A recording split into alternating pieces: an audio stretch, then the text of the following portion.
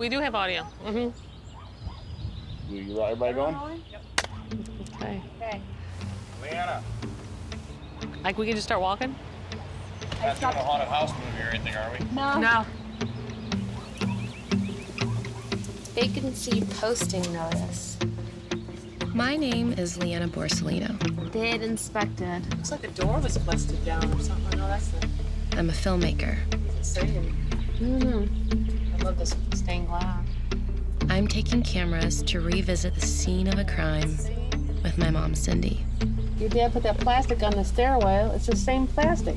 No, it's not. It is too. That's what your dad did. What happened in this house has put a wall between us. Well, let's walk around the back. Making this film is my attempt to tear down that wall. Well, come up with me first. I want to look in there. It's been a 6-year process. It hasn't been easy, and it may never be over. Well, I can get in here. Sure. You gotta hold it open. But we're going back to this abandoned house and the memories it holds to reconstruct a crime and to settle a score.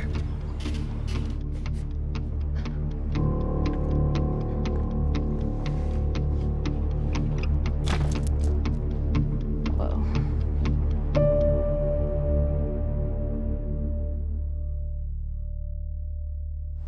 Leanna, is your birthday today? Yeah. How old are you? Show me. 5. No, show me on your fingers. 3 years old. How many is that? 3 years old. All right. My first memories are when I was 3. Turn around. Look at Daddy. Show your baby. You might doubt that I can remember that far back. And I'm sure that many of the things that seem like memories are actually images that I have from home videos of my brother and me growing up. You have fun today? Yeah. Did you go swimming? Yeah. What else?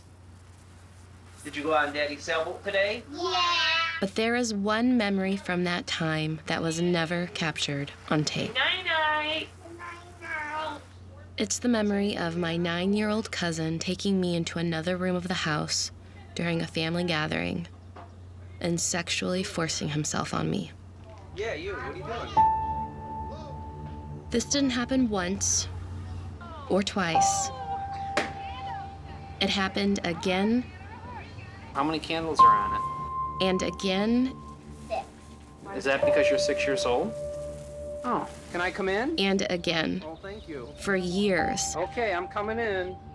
As it continued, family gathering after family gathering, I felt trapped. I knew what we were doing was wrong, so I didn't tell anyone. But I did write a note to my imaginary friend, telling her that I couldn't play today because I didn't want to have sex with Mr. Witch. So if I pretend that I'm sick, then they'll leave me alone. So that's why I'm not coming to play with you today. My mom found the note and scolded me for writing it. Then she threw it away, and we never spoke about it again. The rabbit foo-foo, I don't want to see you. There's a lot that I've chosen to block out of my mind, but at the same time, there are like key events that I will never forget. So I remember the first time. I remember my first orgasm. I remember the first time that I was in pain from having to pee. Then another cousin tried to finger me in the hot tub, and my life felt totally out of control. No, just go on. Get in the water. Go on. When I was 6 years old, I came forward and told one of my cousins who had molested me. He didn't do very much. I had another cousin who was much more severe, but I think I was kind of testing out the water of, well, if I say this cousin did this to me, and it was smaller, on a smaller scale, and so I think I was kind of like testing it. And it was about that time, after I came out and told them what had happened, that my mother attempted to take her life. So when I came forward and told that, I saw cause and effect. Me talking about being abused, and then the after effects that I saw was my mom tried to take her life. So I carried a lot of shame and guilt. It was kind of like this. When I met Cyndi, she shared me her story. And like I said, I thought it was in the past, it was in the vault, and it was never gonna come back. And then it seemed like a lot of it came back.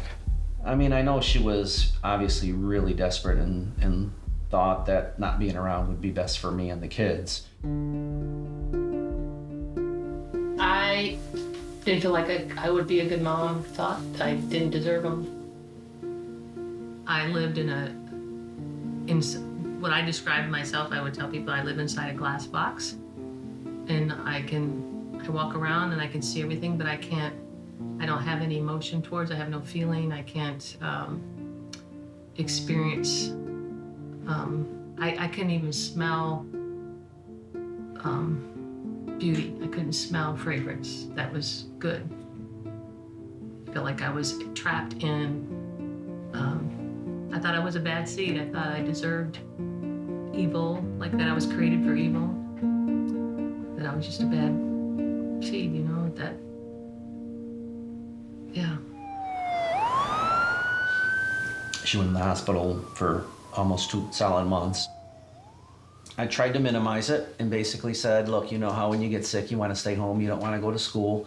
Well, mom is sick, but staying home isn't going to work. She needs to go somewhere where she can get better. Well, first I was afraid for her.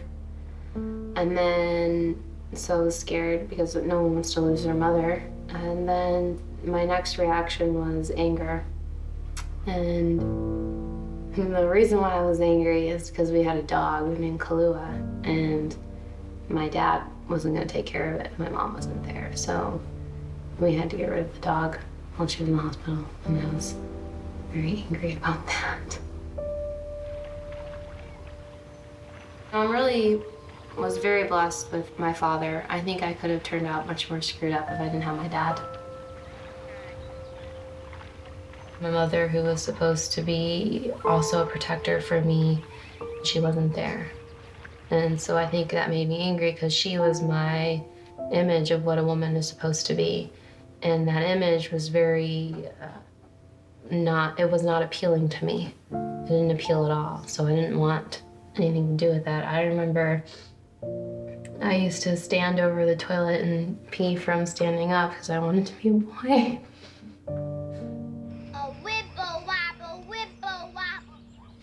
I saw a psychiatrist for a while because I told on one of my cousins, but I never told what my other cousin was doing to me. Whoa! He would put his penis in my mouth. Where'd you learn that? He would insert his fingers into my vagina. Okay. He would insert objects into me, and he would put his mouth on my vagina and perform oral sex on me. The information that I was carrying about what was happening to me tortured me. It was on my mind every single day, nonstop. I mean, I had friends who hadn't even really gone into puberty yet, and I knew everything. So I didn't feel normal. I felt like I wasn't really human. I felt like society would be better without me here. I felt that I was worthless. I felt that having someone like me exist in the world made the world a worse place. And it was very rough at home. I would say it was definitely the lowest point of her marriage. It was extremely difficult. I would say that Cyndi was acting out. She had tried to start a business with somebody who had a very unhealthy lifestyle, and that seemed appealing to her. And so she started these two friends, they started going out several nights during the week. Really acted like they were two single women, basically. I had not really known anyone else who had gotten divorced. Not that my family was good or better, but we were all raised Catholic, and when you're, at least back then, you just stick with who you got, and you can have a crappy marriage, but you don't get divorced. Home life was chaos. My parents were always fighting. There wasn't a moment's peace. And then my mom started going to church. And it clicked for her. Something changed. Well, here is Amazing Grace. Amazing Grace. My parents started fighting for their marriage. Going to church was a big part of that, so we all went. I heard the pastor say something about forbidden fruit. And gradually, I began to feel that I could say no to my cousin.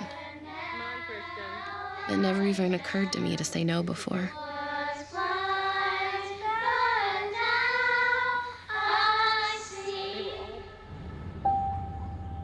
We had gone home to Indiana to visit for Thanksgiving. And my cousin asked me if I wanted him to touch me. And I said no. He had his hand kind of on my thigh, touching my leg a little bit. My body started pulsating, like it just started like almost like throbbing, like my heart was pounding. Essentially my body was building itself to have an orgasm while I was sitting there. And the next thing I know, he is touching me again, and I had no really ability to control what was happening at that moment. And he started kissing me full on the mouth very passionately and forcefully. And he positioned himself to have full intercourse with me. And I knew that my parents and my brother and everyone was on the other side of the door. And all I had to do was scream. And I couldn't find the words to say anything. And so I finally said no again, and I pushed him off of me.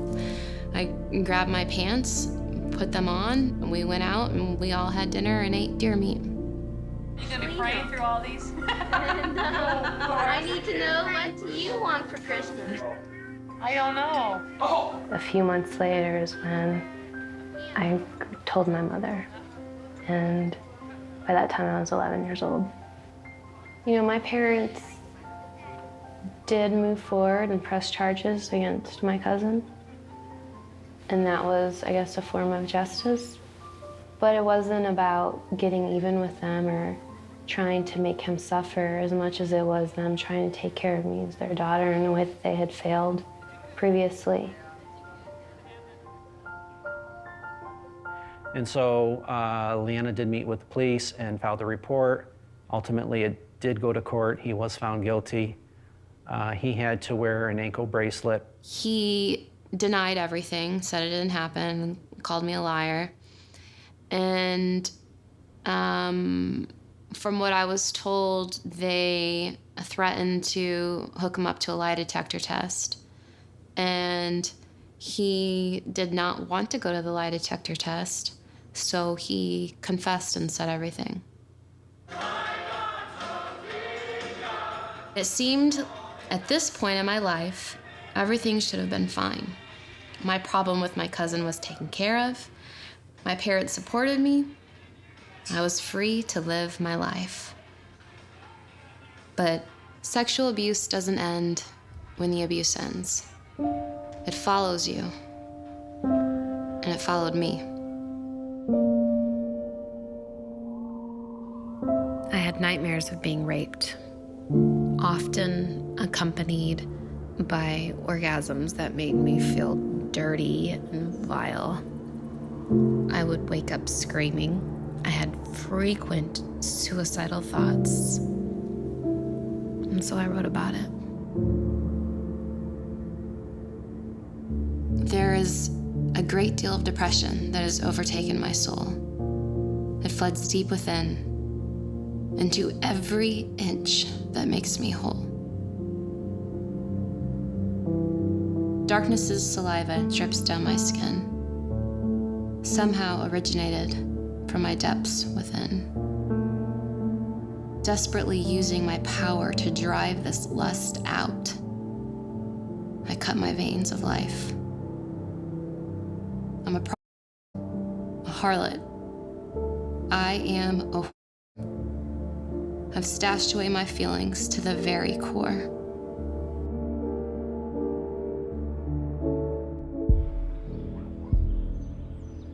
As I grew older, my poetry turned to filmmaking.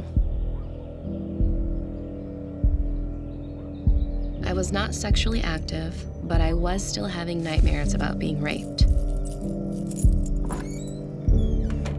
When I was 16, I made this video that expressed the evil that I thought was inside of me and how I would be punished for it.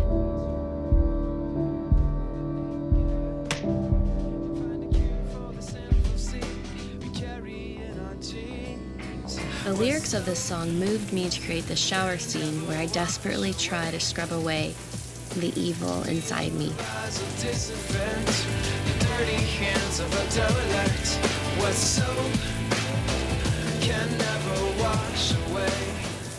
I was obsessed with violent imagery. It expressed what I was feeling inside. My film ends with my sins forgiven and my becoming Christ's bride. My mom and I performed together at church events, and that seemed to bring us closer together, which I very much wanted. But when I was 20, my mom heard that I had gone to a party, gotten drunk, and kissed a guy. And she lost it. And she orchestrated an exorcism over me.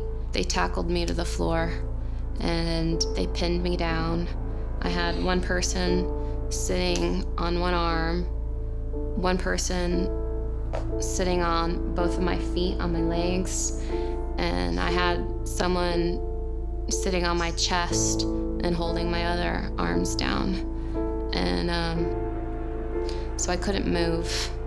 And my mom said something along the lines of, I know Leanna's in there. There's no way Leanna's this strong to fight off 3 people. And so she was talking to demons inside me and saying that I had, I was possessed. And so finally I gave up and I just laid there motionless, and I let them cast demons out of me, so to speak. And I quit going to church after that. For the next 7 years, my mom and I barely spoke to each other. And then one weekend, when I came home for a funeral, I found a box that my mom had stashed away for years, full of clues into all of the darkest secrets of her past. This is the box that has all of my mother's memories in it. And there are songs in here, letters, all sorts of stuff. Some, 10 years ago, some stuff back in the 70s, which is like 40 years ago. And I had never, ever seen any of it before, and it just kind of blows my mind. I found some songs, and you can tell that my mom wrote music to them because there's keys that she's supposed to play it on her guitar. Here is something. This is great. This is from my Uncle Louie, 1977. So my mother would have been just 18. And it says, Cyndi, hi, how are you? I'm glad you're going to be okay, and I hope your baby turns out to be very healthy. David would be a fine name for a boy. This is from a woman, and she worked with her, and when I say worked, I mean that they were prostitutes together. Suddenly, I'm hit with the news that my mother was a songwriter, that she was pregnant with a baby that I had never met, and, oh, by the way, she was in. I had had to rethink everything I knew about her and how it affected my life. We agreed to take a trip together to revisit the places where we each grew up, which held so much emotional baggage for both of us.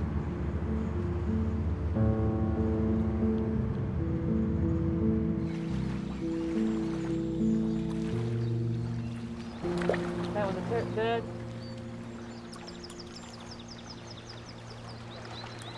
Oh, you're getting better and better. We used to come here quite a bit, and I remember our family coming here. My dad was, I just have one faint memory of my dad being here, and I remember him skimming the stones out on the water and showing us how they had to be really flat, and you could skip them across the water.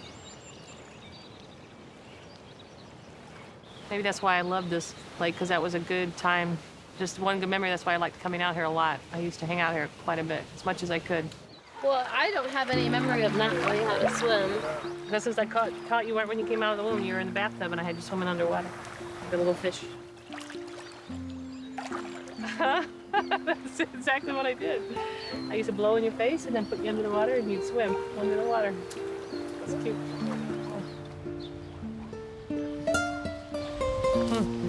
So what's new? What's different? What's the same? It's pretty in bad shape. Now, my mom took really good care of this house, but it's in really bad shape.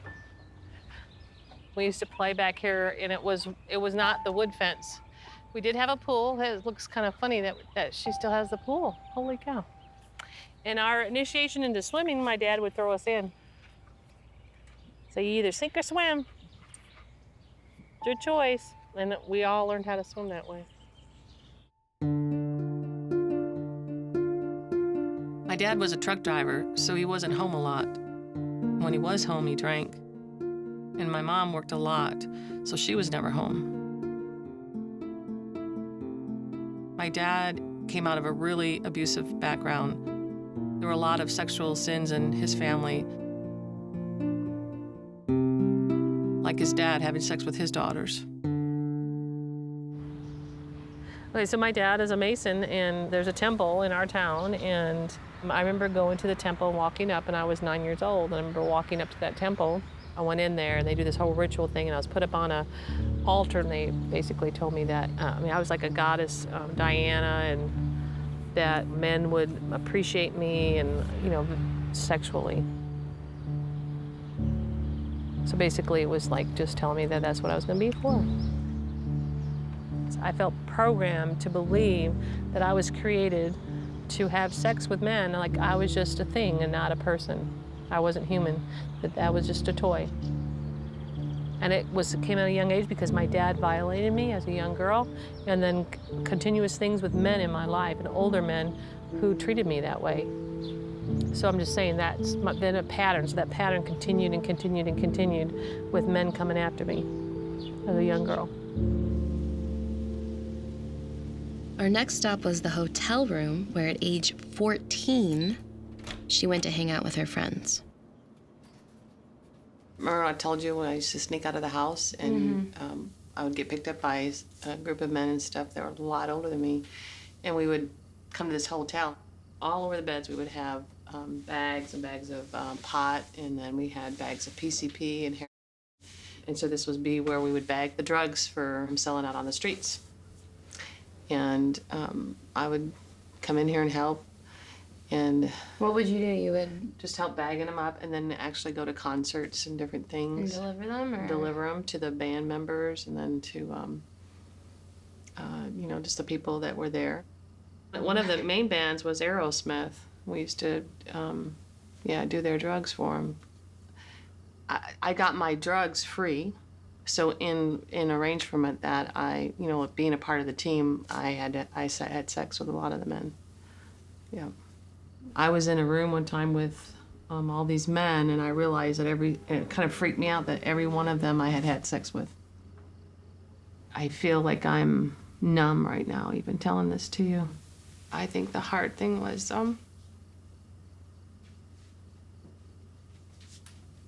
hating who I was as a person. I think when I saw, I was in the room and bagging up, and we were joking around and figuring out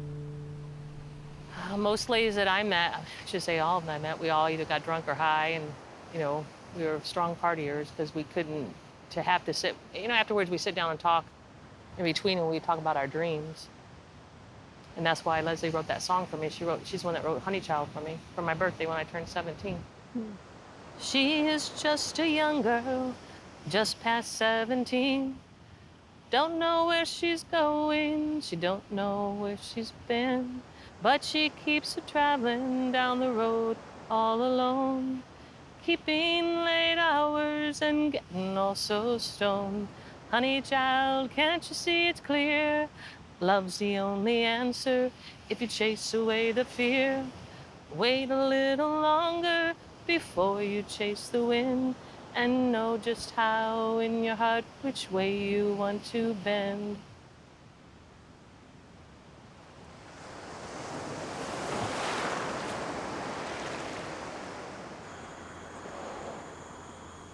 In Melbourne Beach, we found the house where my mother was trafficked.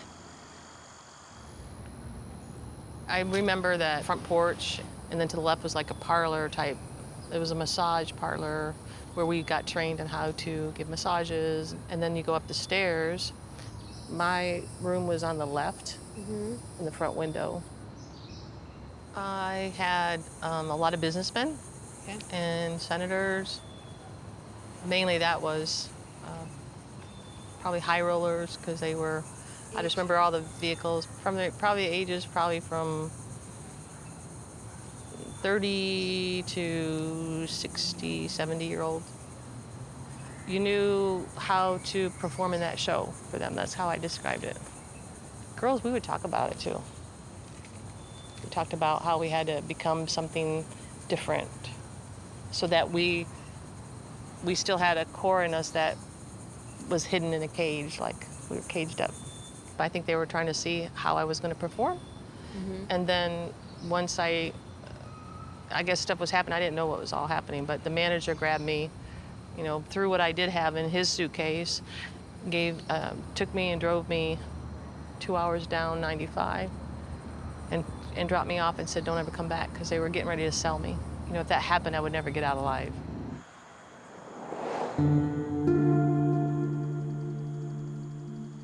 A guy picked me up. His name was Dennis, and he managed a gas station. And he asked me to stay with him. And then he was very abusive to me. We got in a big argument, and he threw me out. So my sister came and got me. When I escaped out of Florida, I went back home and met up with my sister, my older sister, and I was 3.5 months pregnant, and she asked me if I wanted to go with her and her husband on one of the runs, and he was a truck driver. And I wanted to get back out of the town because I was back in LaPorte where a lot of bad stuff happened, so I said, sure.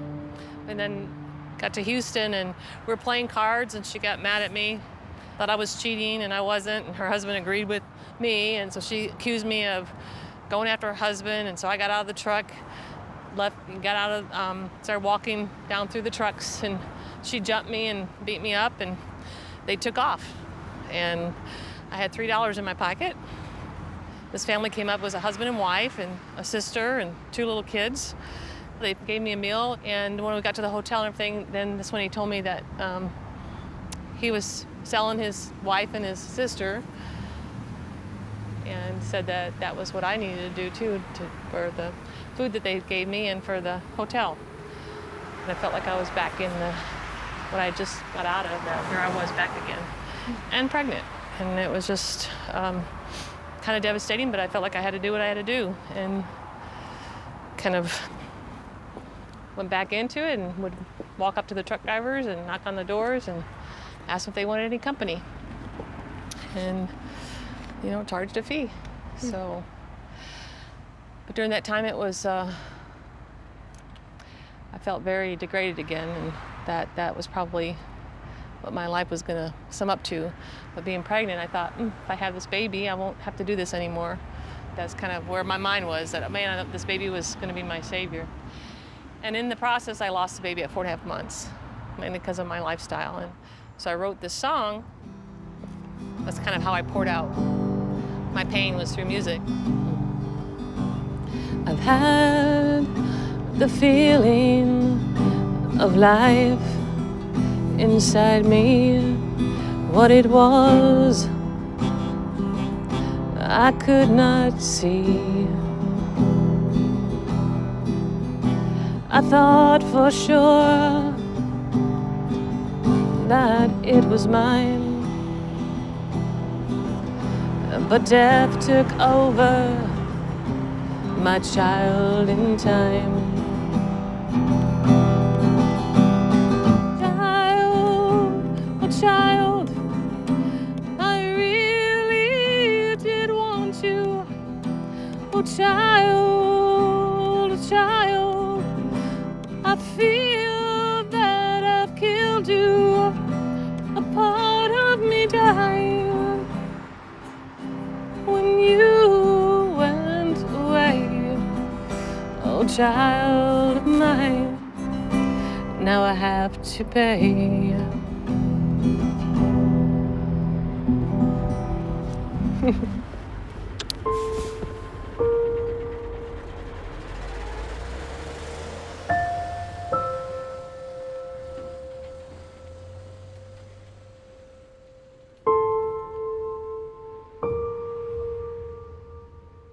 I think what happened in that moment, it was like seeing a story unfold in front of me. And instead of seeing her as my mother, I saw her as a child. That really was beautiful, I told you. All of my trauma came from when I was such a young child. And so I just felt like she would never be able to understand me. And ironically, I think I finally understood her.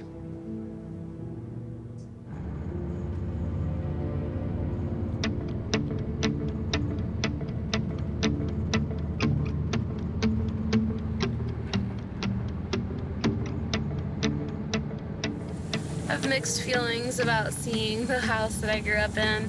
Excited because I know my dad built it. I mean, we'll see. I don't really know what to expect. I'm a little nervous. Almost there. We're literally like 2 blocks away. So, 2 blocks. This is also the house that I took a overdose. It was the first time I tried to commit suicide. You know, since I was like about 18. There is the home. Wild. So do you think we should turn around and? Yeah, just park along the street. I wouldn't park in the driveway, but. No. I don't like the black shutters, that's for sure. That's Or kind of the ugly. blue door. Or the blue door. All the flowers, we had a beautiful garden up front, like they used to go along the base, and it's all gone. It just looks sad. The kids would come in, it's a split level.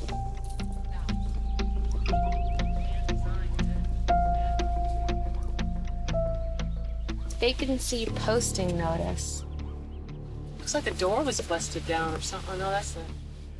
What is it saying? Oh my gosh.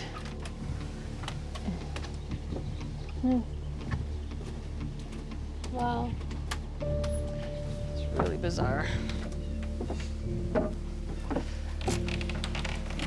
I can get in here. You sure? I Gotta don't want you to hold rip it this. open. Don't rip your sweater.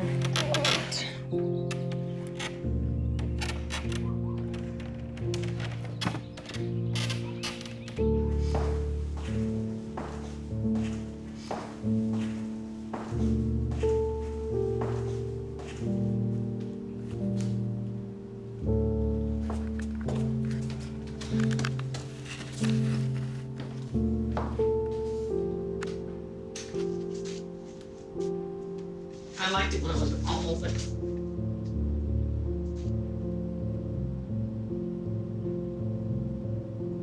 That's creepy.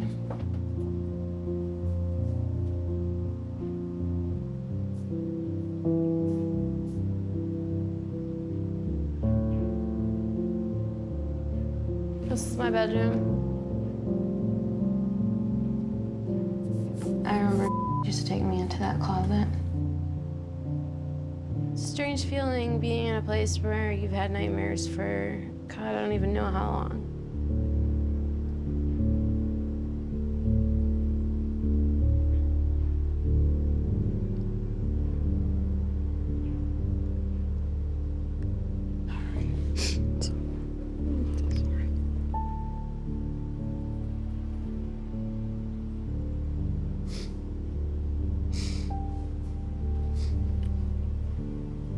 Christ, stop.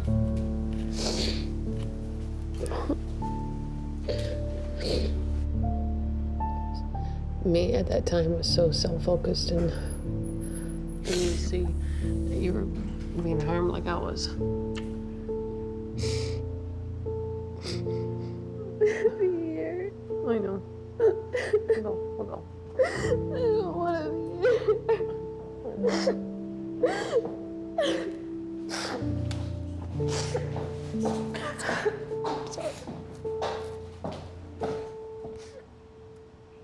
They're too young to understand, so we can all just pretend we don't need to talk about it. What they don't know won't hurt them. Another child, Another child is being locked away, wondering when they'll be able to come out and play. Another child.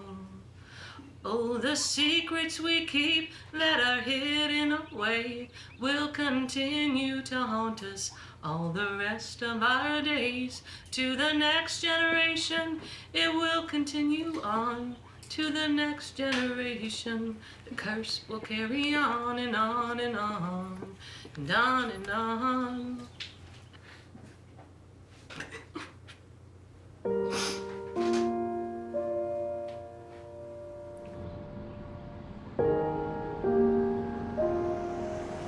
We built that house, we designed that home. It was beautiful at one time, but it was just, it deserved to be that messy.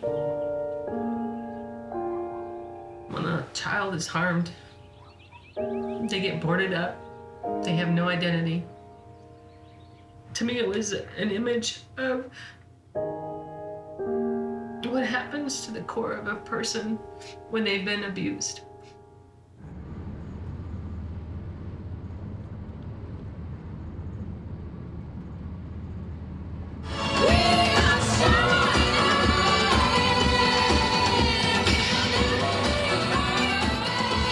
On this trip, my mom dropped her defenses and I dropped mine. We were finally a team, and we had one last place to visit.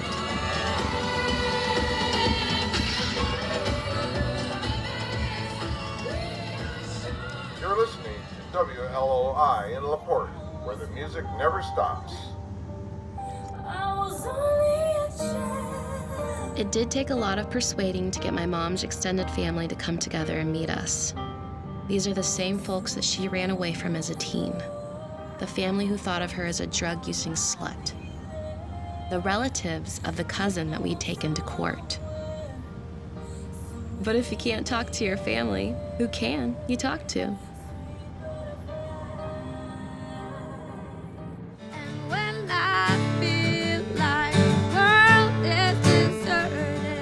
My mom's family was a pretty typical, devout, Christian, Midwestern family.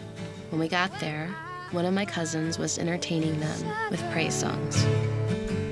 And it seems all hope is gone, yet I will praise you, Lord.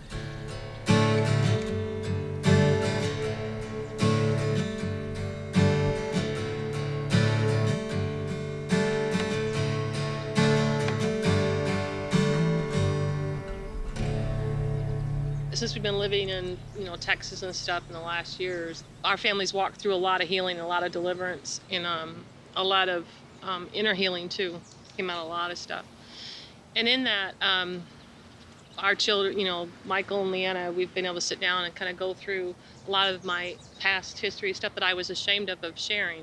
And this is not, we're not doing this to point out, to blame this family. I feel like God's hand has been on our family. I feel like he had a plan for us. The fact that all 7 of us kids, you know, are alive. It's a miracle. So I'm hoping in me sharing my stuff with you and kind of what I walked through. And it was with Leanna that she found some letters and stuff and some of my past songs that I wrote, because I didn't want to, you know, that was behind and you don't live the past, but yet part of me was still living it because I still believed I was unworthy and I was devalued as a person. And I had no value. I still felt abandoned. I still felt alone. I just want to say quickly, about age 10, I think it was. Yeah. Mom burned everything, like Yeah, I did. everything from her childhood, everything. I thought I burned everything. Yeah. She took it all and she burned it. So there, as far as I knew, no record of anything from what happened. And then, so it kind of floored me when I found the letters that I found and the stories that she had kind of told me, but was very vague about. Kind of more came to life, like it was real, and it just kind of shocked me, the stuff that I was reading from back in the 70s. I mean, I found letters between her and former prostitutes, and I was just kind of shocked. I never viewed my mom as a prostitute before. I knew she had been abused and she had been raped, but I didn't know the depth of it. I didn't understand exactly what she had been through. I knew that she had been pregnant and had lost a baby, but I didn't know anything else about it. I'd never seen any photos, and there's a picture in there, and there's even a letter from Uncle Louie telling my mom what he thought that she should name her child.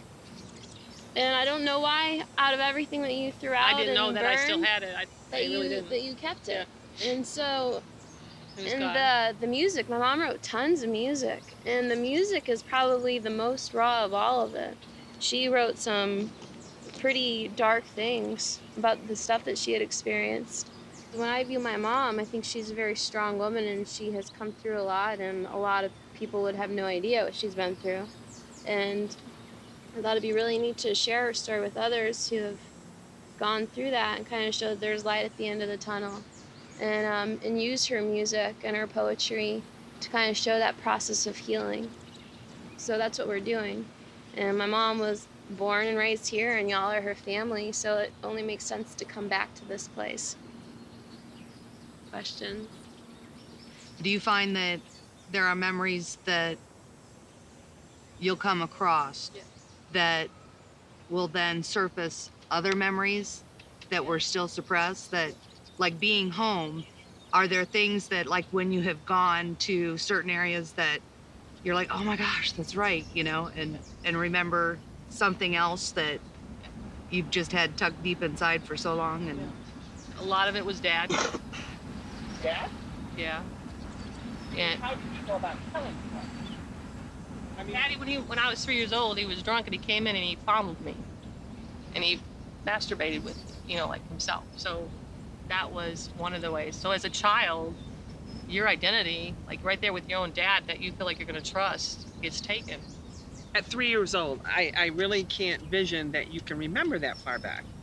I mean, I'm just saying, I don't know, because I had triggers, smells, certain things. I was afraid of Dad. I was, sometimes when I was with other men, I would vision Dad, and I didn't understand all of that. And I felt like God walked me through the healing to realize that it was my dad.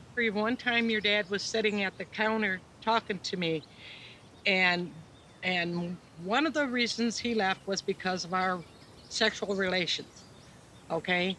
But I remember him telling me, he said, it's getting pretty bad when your own daughters start looking good to you. And I never made the connection, never. You know, I remember being molested by my uncle, and that happened one time. I remember when I was older and I was molested by my father. That happened one time. And then I wouldn't talk about it at all. And it wasn't, I just didn't talk about it. how is it that all of this had gone on in this family and not have been talked about, not have been resolved? Because you don't talk about those things. We were told not to. I understand that very well. But we're not talking about just one or two of you out of the 7. Or one or two occasions. We're talking about numerous occasions with numerous of you girls that this had happened to. I went to my mom to tell her one thing that had happened to when I was raped, and she called me a slut. No. Yes, you did, Mom. I might have called you a slut. I don't recall that. I remember saying you put yourself in that predicament because you were only 14 at the time. You were 14? 14 at the time. That was another thing, another slap on me saying that's what I was for. You were 14. Yeah.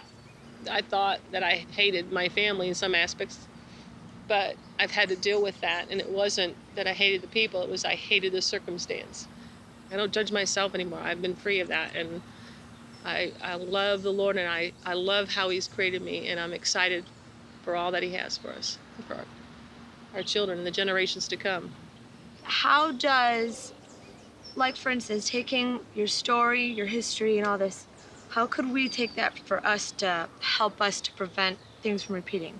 An example, something that happened to me when I was little. And I want to protect, just like she says, I want to protect my children from anything. And how do I stop that? When would be a good time to open up? To tell them about that. I think right now, at this age, they're too young to know anything like that, but. For me, if my mom had come forward, it would have helped me tremendously if she had talked to me when I was 3 years old. When I was 3. I could say at the age of 3, that's when I would have needed to hear it. And had I known that it was a safe place and that I could have come forward and talked about it, I think a lot of things could have been stopped. Can everybody like kind of raise their hand of those who have contemplated suicide or even tried?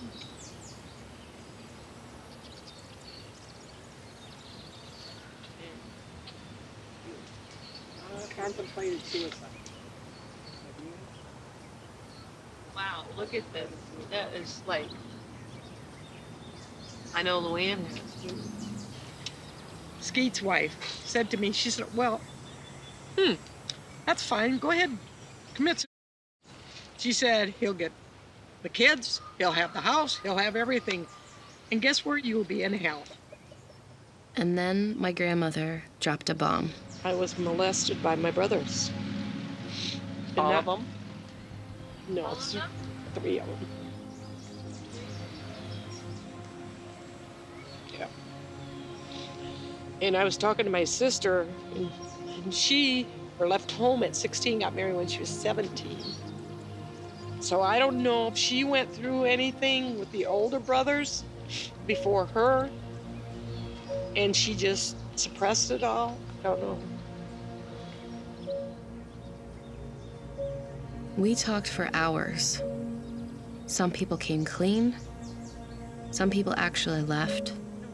Some still struggled with realizing they had been victims.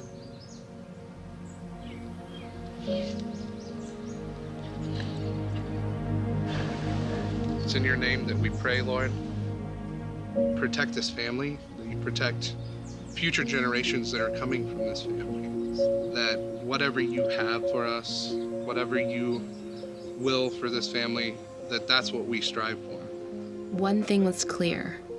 Family sexual abuse thrives in the dark, and it is subdued by the light. Say these things. We believe these things. Amen. Amen.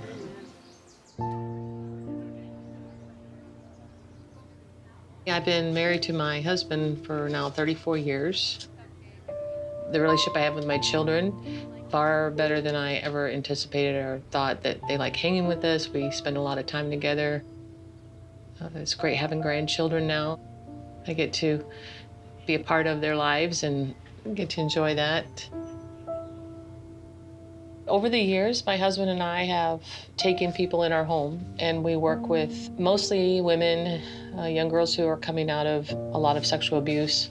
not always from being trafficked, but some pretty abusive situations. And I also go to Traffic 911. I'm the coordinator for the detention center at Williamson County for Traffic 911. So first, Sherry, if you'd present Cynthia this award, naming you Survivor of the Year.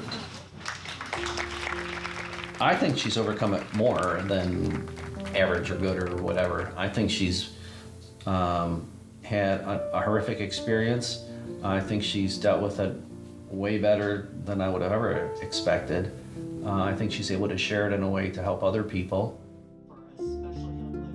I've learned a lot from my mom. I've seen how she has absorbed so much pain, so much hurt, so much abuse, and still she has turned out to be such a loving advocate for others who are broken. And I am inspired by her every day. Rocco, Daddy's gonna push you because Mommy's tired. There are many similarities in my life and my mother's.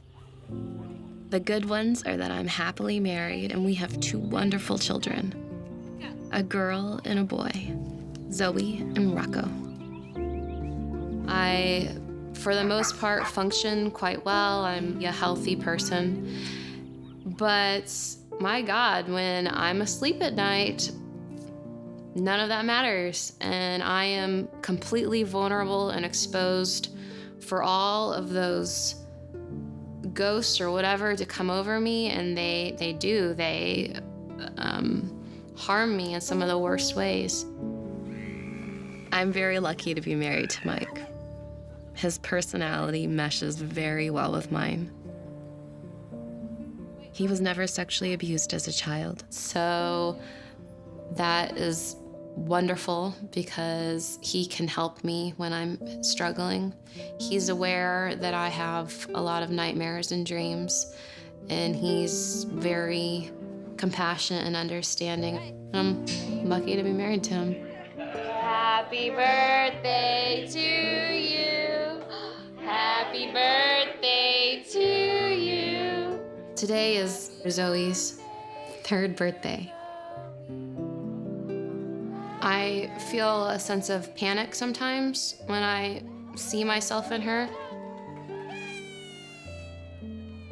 because I know that when I was 3 is the age when I started experiencing sexual abuse, and it terrifies me because she's that age now, and I want to do anything that I can to protect her from experiencing what I went through.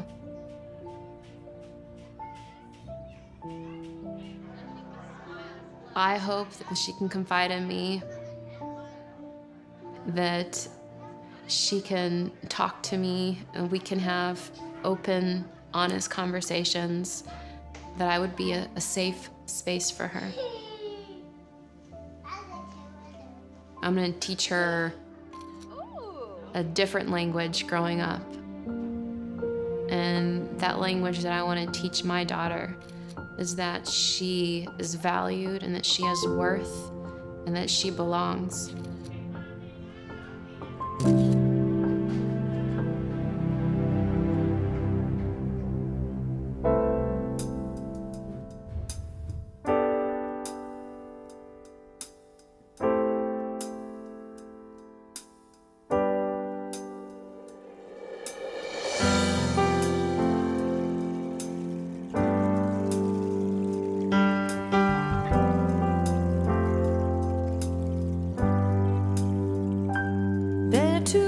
To understand, so we can all just pretend we don't need to talk about it.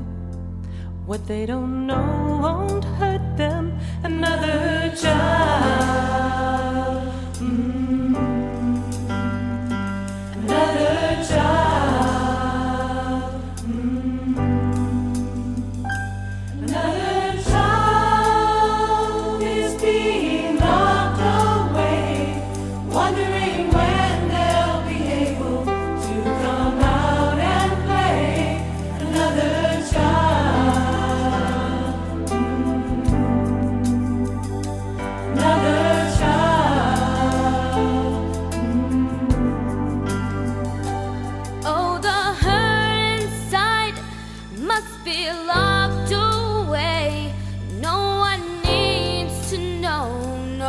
words of pain to say.